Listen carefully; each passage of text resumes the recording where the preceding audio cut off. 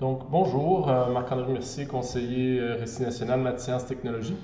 Donc, dans ce cours vidéo, on va regarder de quelle façon on peut jouer avec la musique puis les lumières avec notre petit robot Edison. Donc, les blocs qu'on va avoir besoin, principalement les nouveaux blocs, du moins, là, sont dans le input, le output, pardon. Donc, on va avoir ici le contrôle pour les lumières. On va avoir également plusieurs possibilités de temps là, au niveau des notes. Et on va avoir également là, un temps au niveau du tempo. Donc, les trois ont des menus déroulants. Donc, si on va voir pour les lumières en premier, donc on peut voir qu'on peut faire allumer les deux lumières, soit la lumière de droite ou la lumière de gauche, ou encore on peut les contrôler pour les fermer là, de la même façon. C'est rien de choisir l'icône qu'on veut.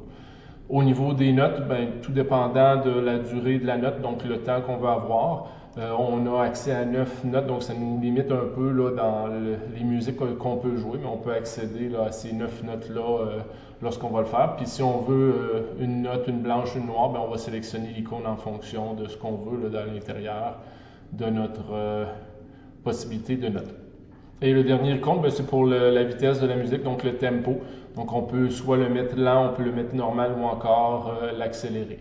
Dernière petite chose pour les notes avant le petit défi que je vous lance. On a une icône ici au niveau de le dièse. Donc si on veut qu'une note soit une note en dièse, ben, on doit placer cette icône-là devant la note. Donc à ce moment-là, ça va devenir une note en dièse là, qui va être jouée par la suite. Donc, ce que je vous propose de faire, je vous ai déposé là, dans le défi là, les 8 premières notes de la symphonie de Beethoven, donc symphonie numéro 5. Donc, je vous propose de reproduire ce petit son-là. Ce qu'on pourrait faire également, on pourrait faire éteindre les lumières du robot au début de la musique, puis une fois que le son est terminé, ben, on va pouvoir faire allumer les lumières là, comme premier petit défi. Le deuxième défi que vous allez pouvoir avoir, ça va être le défi avec une autre musique.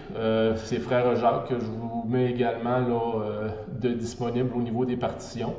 Et vous allez pouvoir reproduire ça, puis utiliser là, les boucles parce il y a plusieurs répétitions à l'intérieur. Donc, même chose, faites un jeu de lumière au début et à la fin comme vous voulez.